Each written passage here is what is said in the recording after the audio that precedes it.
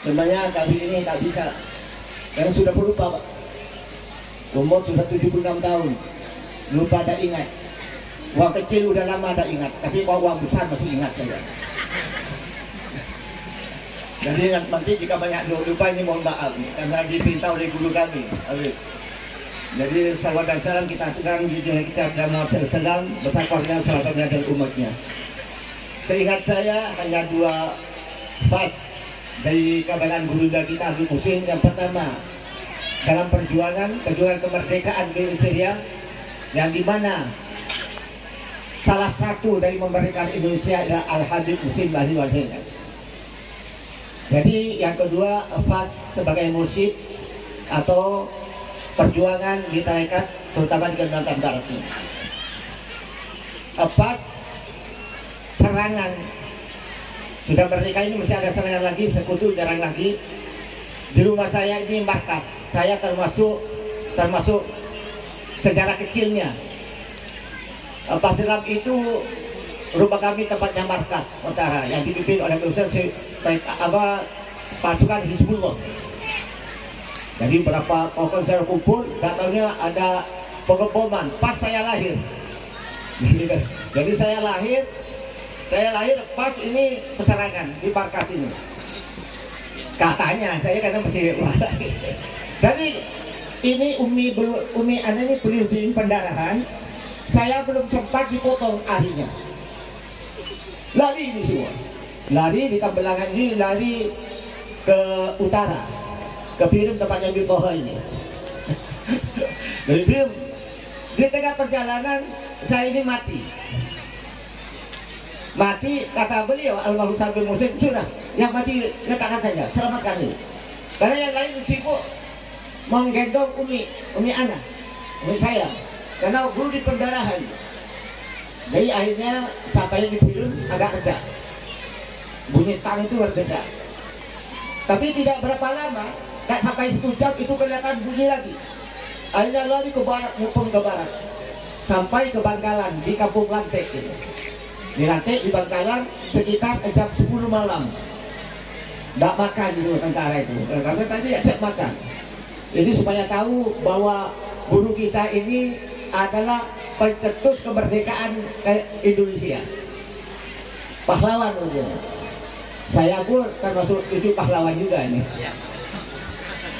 Akhirnya sampai di lantai ini beliau ini ingat tadi bayi yang meninggal diletakkan di bawah rumpun bambu.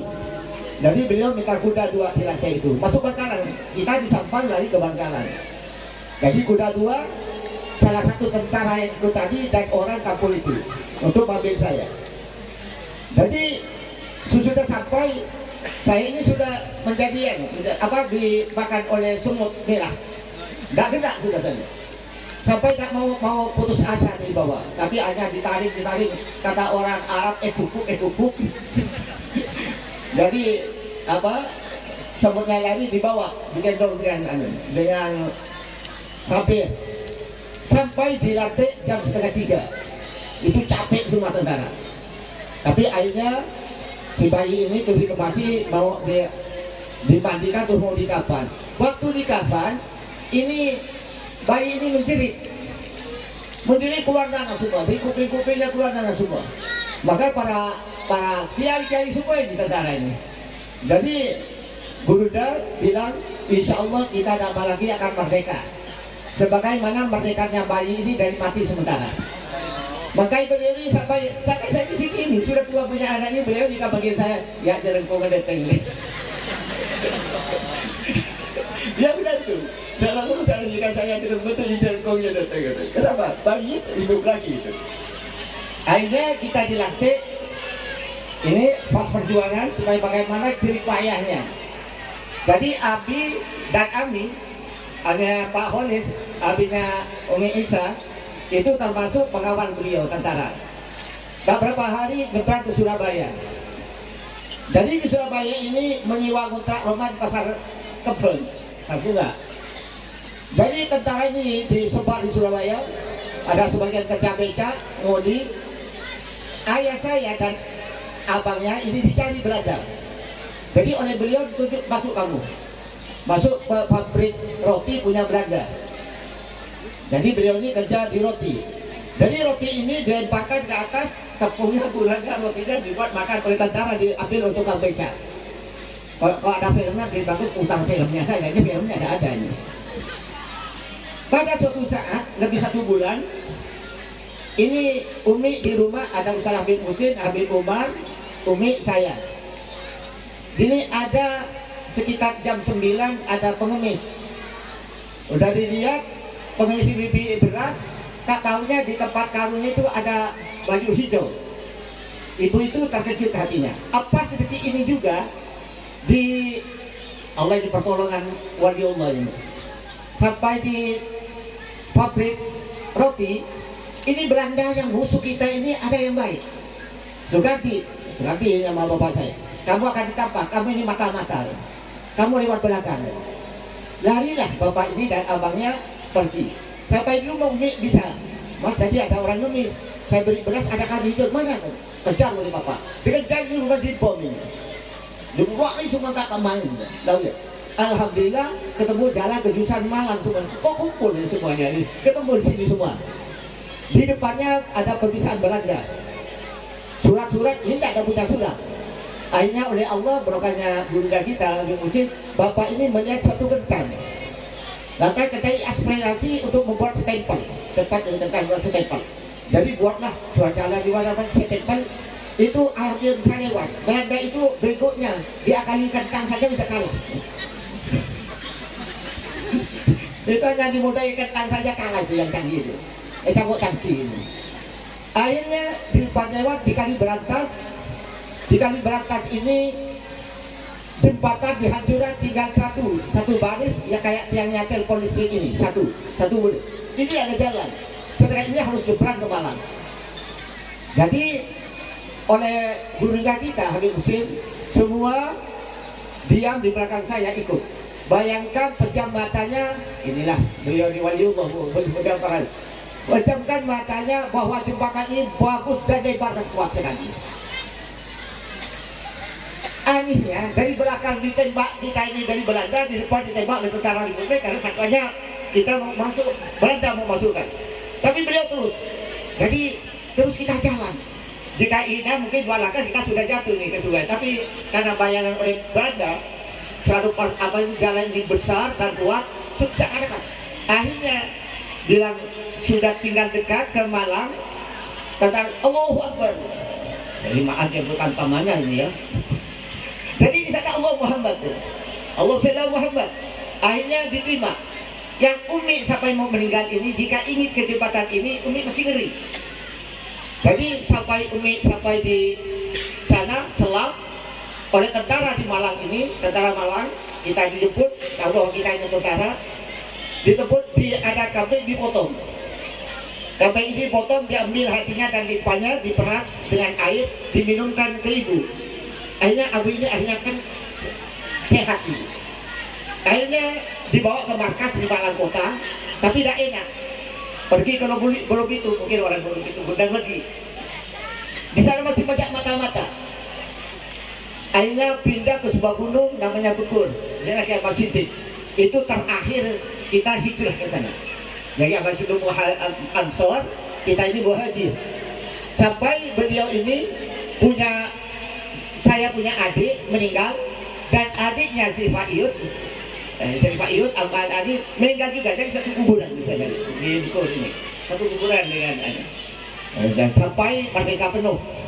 Udah merdeka penuh selesai, pokoknya pertama Ami saya, bapaknya Umi Aisyah pergi ke Pontianak. Udah begitu menyusul Abi ke Pontianak. Karena ini 3 serangkai ini tidak mau pisah-pisah, Ansor Habib Musin akhirnya menyusul ke Pontianak. Ini cikal bakalnya. Pertama yang ada tarekat Nasruddin pertama ada Sungai Banban ini. Sungai Banban ini adalah pertama yang ditalkin tarekat Nasruddin oleh guru kita. Berat sekali. Beliau jalan kaki zaman itu, belum ada mobil, belum ada Honda. Biasa jika tidak pakai sampan. Jika sampai tidak ada air kecil, jalan kaki. Biasa begitu dipaksa dipikul oleh orang. Ini beratnya perjuangan. Jadi sampai ke pelosok-pelosok kemana. Pada suatu saat 42 tahun yang lalu, ada cerita sedikit. Bagaimana beliau dalam berdakwah. Pada suatu saat putranya yang kecil sakit di rumah sakit. Beliau waktu ada di Palipos Mempawah. Saya akhirnya ada orang pertama ada Honda itu. Saya dibawa untuk pergi benar. Akhirnya lapor. Ada apa kamu datang? Tidak. Guru Habib masuk rumah sakit. Kenapa sakitannya? Ya kenapa? Kan di rumah sakit sudah. Ya, tidak berita. Ya sudah di rumah sakit. Apakah jika saya datang bisa sembuh kan? Masya Allah. Ini bagaimana cintanya ke ikhwan dan akhwat daripada anaknya. Saya balik lagi. Balik sudah si kritis. Kritis berangkat tadi. Guna ini kritis sekali. Ya, seperti.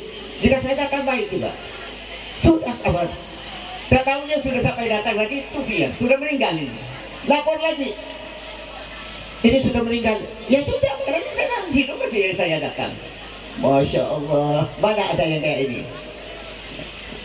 Sudah dalam dakwah, ada sakit, ada sampai meninggal, dia tetap berdakwah. Mau sekarang dia kerja ini. Mau tak kita.